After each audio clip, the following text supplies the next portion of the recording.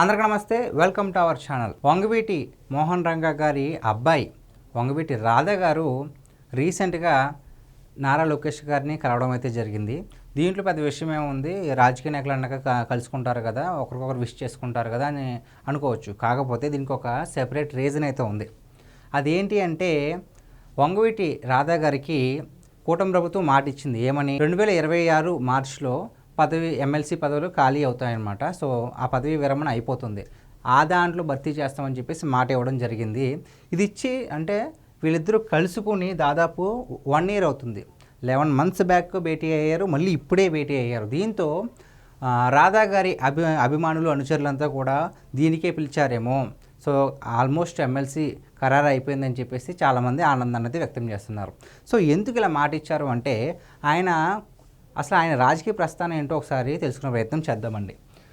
ఈయన వంగవీటి రంగా గారు అంటే వాళ్ళ నాన్నగారి మరణం తర్వాత తొలిసారి విజయవాడ తూర్పు నియోజకవర్గం నుంచి కాంగ్రెస్ పార్టీ తరఫున రాధా ఎమ్మెల్యేగా గెలుపొందారు. కాంగ్రెస్ పార్టీ నుంచి పోటీ చేసి గెలిచారండి.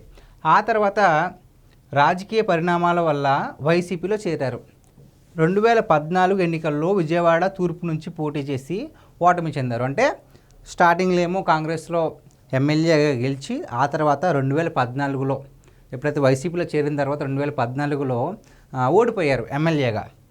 ఆ తర్వాత జగన్ సరైన ప్రాధాన్యత ఇవ్వడం లేదంటూ అసంతృప్తితో వైసీపీని వీడి కొంత విరామం తర్వాత టీడీపీలో చేరారు. సో కాంగ్రెస్లో ఎమ్మెల్యే అయిన తర్వాత మళ్ళీ వైసీపీలో చేరారు కదా, వైసీపీలో విజయం రాలనంత మాత్రాన ఆయన ఏమీ పార్టీ నుంచి విడిపోలే, ప్రాధాన్యత ఇవ్వట్లేదు జగన్మోహన్ రెడ్డి గారు. దానివల్ల ఆయన పార్టీ నుంచి తప్పుకున్నారు. దాని తర్వాత కొద్ది కాలం తర్వాత టీడీపీలో చేరారు.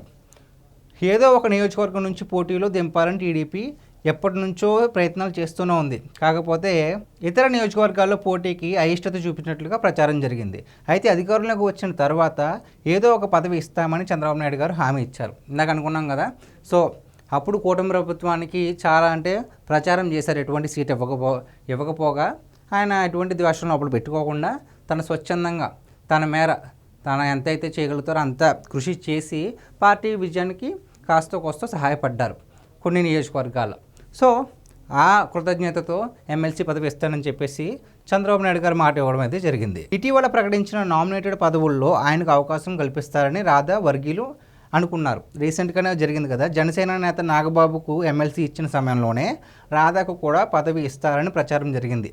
ఎట్టకేలకు తాజాగా లోకేష్తో చర్చ జరిగినందువల్ల ఎమ్మెల్సీ పదవి ఇవ్వడానికి టీడీపీ సిద్ధంగా ఉన్నట్లు తెలుస్తోంది. దీంతో రాధా వర్గీయుల్లో మళ్ళీ ఆశలు చిగురుస్తున్నాయి.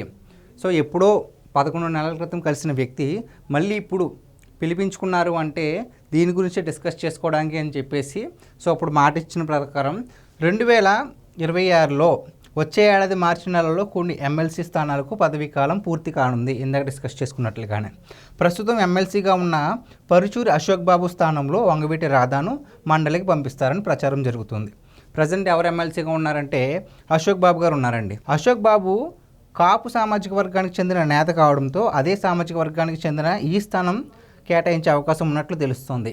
సో అశోక్ బాబు గారు కాపు సామాజిక వర్గం కాబట్టి అదే స్థానానికి ఇస్తారు, మళ్ళీ ఆ సామాజిక వర్గానికే ఆ ఎమ్మెల్సీ స్థానం ఇస్తారని చెప్పి ఒక వార్త జరుగుతుంది. సో వంగవీటి రాధా గారు కూడా కాపు సామాజిక వర్గమే కాబట్టి ఆ అశోక్ బాబు గారు తర్వాత ఎమ్మెల్సీగా ఇంకా ఈయనే రాధా గారే ఉంటారని చెప్పేసి జోరుగా ప్రచారం అయితే జరుగుతుంది. రాధాకు ఎమ్మెల్సీ పదవి ఇవ్వడం ద్వారా ఉమ్మడి కృష్ణా, ఉమ్మడి గుంటూరు జిల్లాలతో పాటు తూర్పుగోదావరి జిల్లా, పశ్చిమ గోదావరి జిల్లా, కోస్తా ప్రాంతంలో టీడీపీకి లాభం చేకూరుతుందని పార్టీ అధిష్టానం భావిస్తున్నట్లు సమాచారం. గతంలో ఇచ్చిన హామీ మేరకు రాధాకు ఇప్పుడు ఎమ్మెల్సీ ఇచ్చేందుకు రంగం సిద్ధమైనట్లు పార్టీ ముఖ్య నేతలు సమాచారం. సో ఇదండి, ఆయనకి గనక టీడీపీ నుంచి ఎమ్మెల్సీగా పదవి ఇస్తే గనక టీడీపీ పార్టీ బాగా బలోపేతం అవుతుంది. ఎక్కడ, ఉమ్మడి కృష్ణా, గుంటూరు జిల్లాలతో పాటు తూర్పుగోదావరి, పశ్చిమ గోదావరి జిల్లా, అలాగే కోస్తా ప్రాంతాల్లో కూడా ఆయనకు మంచి ఆదరణ ఉంది. కాబట్టి ఈయన ద్వారా ఎమ్మెల్సీ ఇస్తే కనుక టీడీపీకి మరింత ఆదరణ ఆ ప్రాంతంలో లభిస్తుందని చెప్పేసి వాళ్ళైతే ఆలోచన చేస్తున్నారు. ఎట్టకేలకు ఈ పిక్, వీళ్ళిద్దరూ కలిసిన పిక్ అయితే మాత్రం ఇప్పుడు ఈ ఎమ్మెల్సీ పదవికి చర్చ అయితే జరుగుతుంది. కాకపోతే ఇది 2026కు సంబంధించిన ఎమ్మెల్సీ.